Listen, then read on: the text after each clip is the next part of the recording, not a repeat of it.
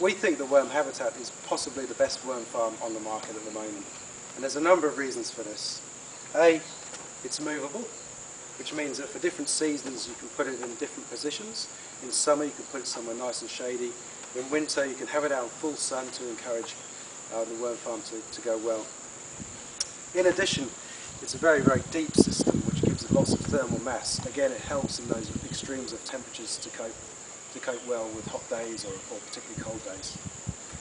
Unlike a conventional tray system, it's a never fill system. So basically we have a false floor here which is perforated, allows the liquid to drain through, keeping this stack of compost nice and aerobic.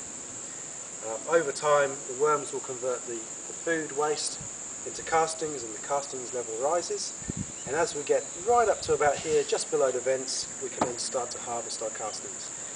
This is a very, very simple procedure. We remove the porthole and we simply dig out.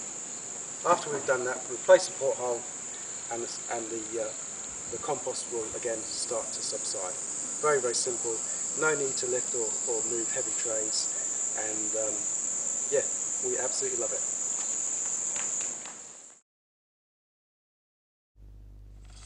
The first step is to prepare the bedding material. We typically use something like a cocoa peat fibre. The bedding is the matter that the worms will live in when we first establish the worm farm. To prepare the bedding block, simply put it into a wheelbarrow and rehydrate with water.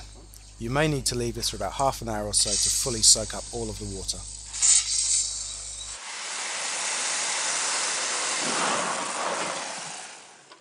Okay, so we're ready to introduce our bedding to the worm farm.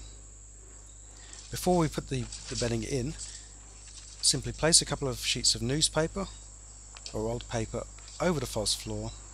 You'll see here that the bedding is nice and moist and friable, and we're now ready to introduce it on top of the paper. The blocks that we make typically make up about 35 litres of rehydrated compost.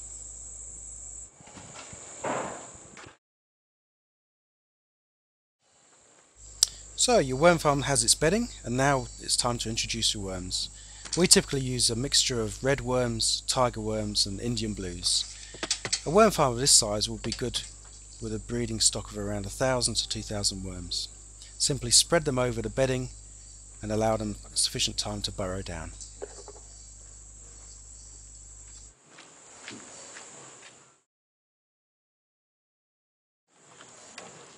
With the worms in place, it's time to give them a feed. Worms will eat almost anything that was once living: tea bags, fruit and veggie scraps, shredded paper.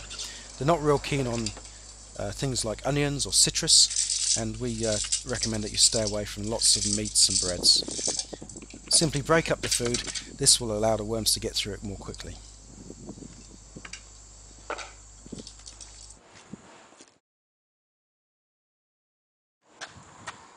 Another thing that we recommend is a food blanket or cover. This goes over the food stock and allows the worms to operate during the daytime when it would normally be light. It keeps the food moist and dark. In summer, you'll need to keep your worm farm out of the direct sun, and in winter allow it to get a little bit of sunlight.